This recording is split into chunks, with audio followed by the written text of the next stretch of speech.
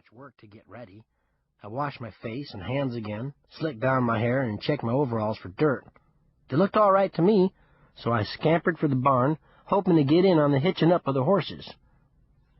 The trip to town was quiet. Grandpa and I both enjoyed silence. Besides, there really wasn't that much that needed saying. And why talk just to make a sound? Grandpa broke the quiet spell. "Getting a little dry." I looked at the ditches and could see brown spots where shortly before everything had been green and growing. I nodded. We went on into town, and Grandpa stopped the team at the front of Kirk's general store.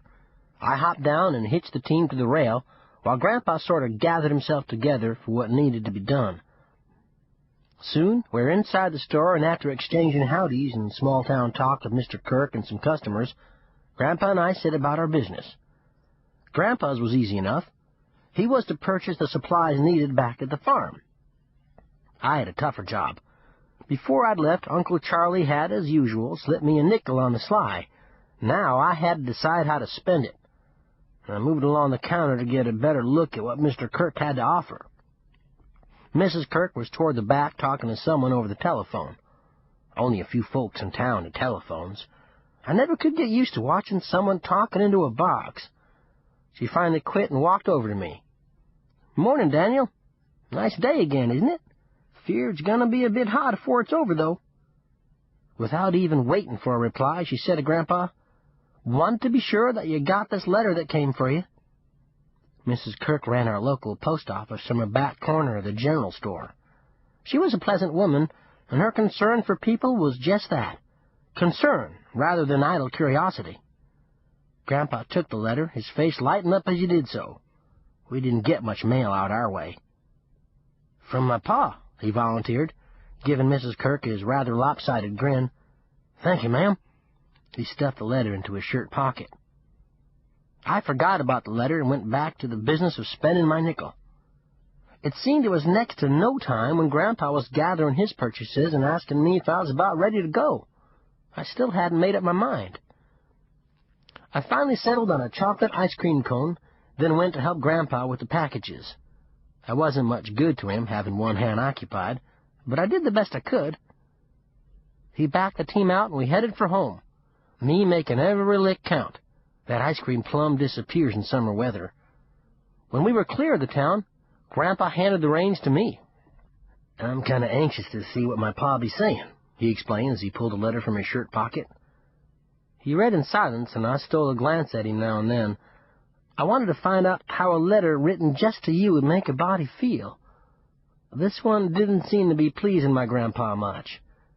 Finally, he folded it slowly and tucked it into the envelope, and then turned to me. "Your great-granny just passed away, boy." Funny that at that moment he connected her with me instead of himself.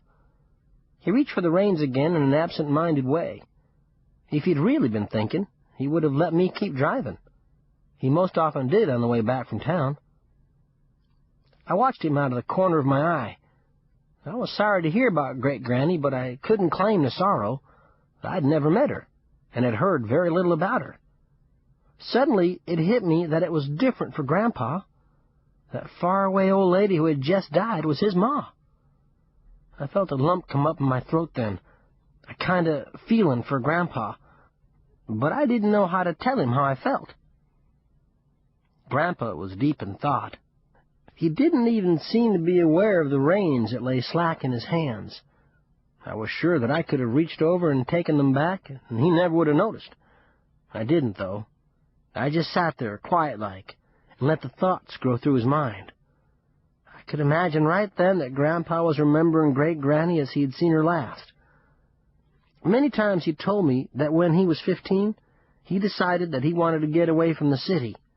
So he had packed up the few things that were rightly his, bid goodbye to his folks, and struck out for the West. Great-Granny had cried as she watched him go, but she hadn't tried to stop him. Grandpa had been west for many years, had a farm, a wife, and a family, when he invited Uncle Charlie, his older and only brother, to join him. Uncle Charlie was a bachelor, and Grandpa needed the extra hands for their crops and haying.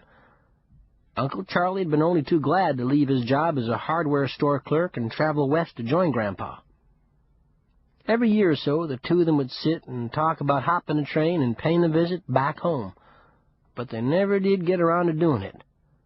Now Great-Granny was gone, and Great-Grandpa was left on his own, an old man.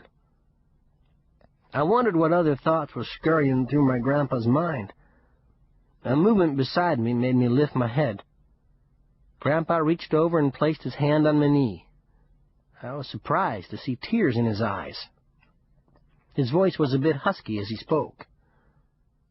"Boy," he said, "you and me have another thing in common now. The hurt of having no ma." He gave my knee a squeeze. As the words that he just said sank in, I swallowed hard. He started talking then. I had rarely heard my grandpa talk so much at one time, unless it was a neighbor visit or a discussion with Uncle Charlie. Funny how many memories come stealing back fresh as if they just happened. Haven't thought of them for years, but they're still there for just such a time. He was silent a moment, deep in thought. "Your great-granny weren't much of a woman far as size goes, but what she lacked in stature, she made up for in spunk." He chuckled. It seemed strange to hear him laugh and see tears laying on his tanned and weathered cheeks. I was about 5 at the time. There was an old tree in a vacant lot near our house, and it was my favorite climbing tree. I was up there living in my own world of make-believe when the neighborhood dogs came around and started playing around the tree. I didn't pay 'em any mind until I was hot and thirsty and decided I'd had enough play. I started to crawl down, but a big black mutt I'd never seen before spotted me and wouldn't let me out of that tree. I yelled and bawled until I was hoarse, but I was too far away to be heard at the house. "Mama." When that one word slipped out so easily, I knew that Grandpa was truly back reliving the boyhood experience again.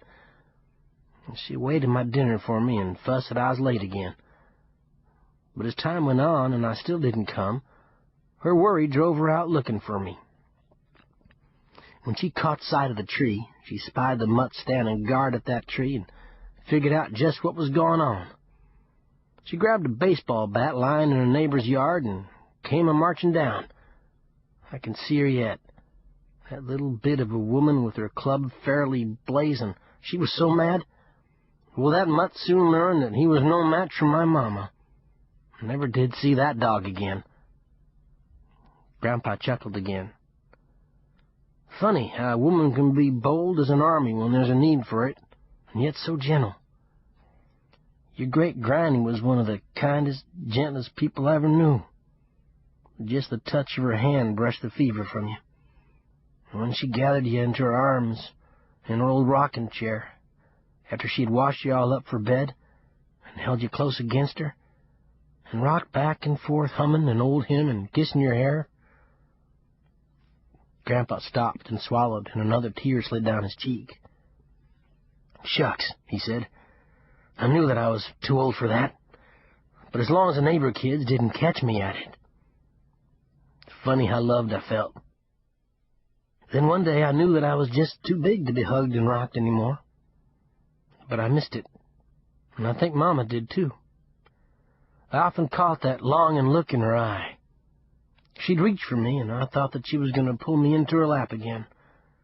Then instead her hand would scoot to my head, and she'd toss on my hair and scold me for my dirty feet or torn overalls. Grandpa had forgotten all about the team that he was supposed to be driving, and the horses were taking every advantage given them. No horse could have gone any slower and still have been putting one foot in front of the other. Old Belle, who always insisted on having her own way, drew as far to her side of the road, which happened to be the wrong side, as she dared. Every now and then she would reach down and steal a mouthful of grass without really stopping to graze. Nellie didn't particularly seem to mind going slowly either. I watched the horses and glanced back at Grandpa, wondering just how long he was going to put up with the situation.